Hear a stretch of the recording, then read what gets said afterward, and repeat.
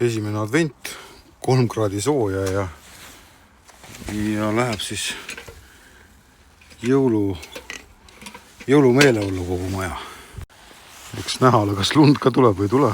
Igatahes siukene pusa on vaja, see on vaja kuidagi nüüd siia kuuse otsa saada ja siis iga see trall eraldi.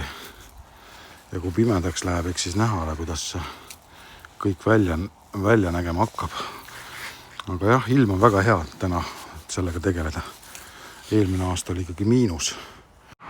Lähevad ikkagi teistsugused nood, mis ma ennem näitasin, jäävad lühikeseks.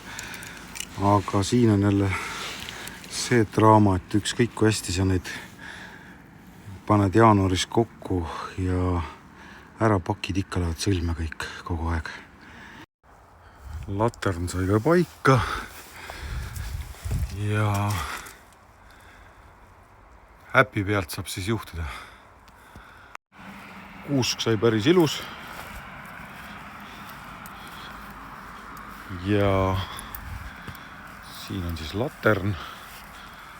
See ka töötab ja toimetab nüüd ilusti. Ning siin on siis siuke kivi ja kivi vahel on üks valgus. Ja siin on siis kivitaimla.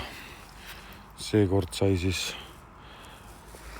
Jaapani lehisele pandud see valgustus ja siia siis siukesele madalale kadakala või mis iganes ta siin on, kadakas või see. Ja siis on siin veel siukene 3 elupuu vahel on veel siukene valgustus.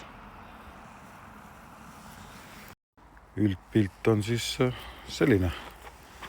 Kui lumi ka tuleb, et siis oleks näha, milline ta siis on.